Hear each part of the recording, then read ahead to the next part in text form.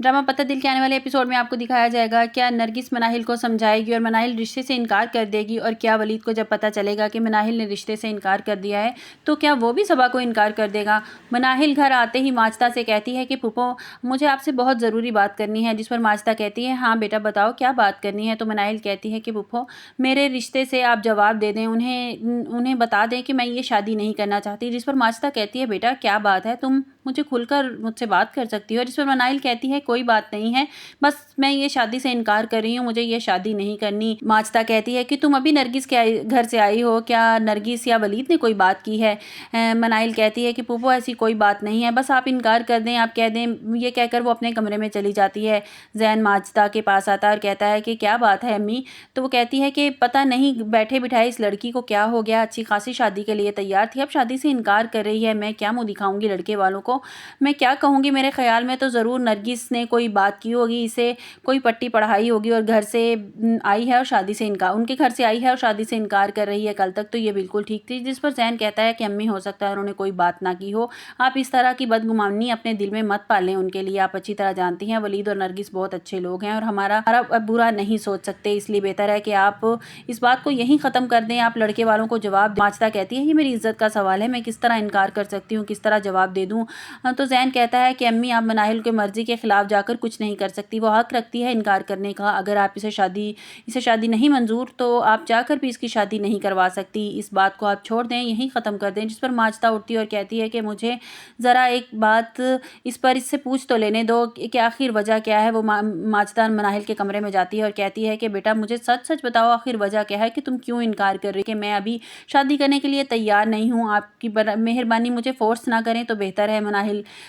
Mazda Manahil के पास आती है और कहती है कि बेटा तुम मेरे भाई की औलाद हो, मैंने सोचा था कि तुम्हारा घर बस जाएगा, तुम अपने घर की हो जाओगी, तुम नहीं जानती कि मुझे तुम्हारी कितनी फिक्र है। जिस पर मनाहिल कहती है मैं जानती हूँ फूफो, लेकिन मैं अभी शादी नहीं करना चाहती। नरगिस माजदा को फ़ोन करती है माजदा का हाल पूछने के लिए। तो माजदा अब तुम्हारी तबीयत कैसी है। तो माजदा कहती है मेरी तबीयत तो ठीक है। जिस पर नरगिस कहती है कुछ परेशान लग रही हो। तो बताती है कि मनाहिल जब से आपकी तरफ से आई है एकदम से उसने शादी से इनकार कर दिया है, वो शादी नहीं करना चाहती। जिस पर नरगिस कहती है माजदा अगर वो शादी नहीं करना चाहती तो छोड़ दो इस बात को, अपना अच्छा बुरा वो खुद समझ सकती है और जब उसे बेहतर लगेगा वो शादी कर लेगी। जिस पर माजदा कहती है एकदम से वो शादी से यूँ उसने इनकार कर दिया है, मुझे बड़ा अजीब लग रहा है क्योंकि वो शादी के लिए तैयार थी, पता नहीं उसे क्या हो गया है। नरगिस ये बात वलीद को बताती है कि वलीद मनाहिल ने शादी से इनकार कर दिया है। तो वलीद कहता है कि अच्छा शादी से इनकार कर दिया। नरगिस कहती है कि ये बात तो मैंने इसे समझाई थी, वलीद ने सारी छानबीन कर ली है, वो लड़का अच्छा इंसान नहीं है, शायद यही सोचकर उसने शादी से इनकार कर दिया। तो मेरे ख्याल में तो उसने बेहतर ही किया। जिस पर वलीद कहता है कि माँ आप बिल्कुल ठीक कह रही हैं।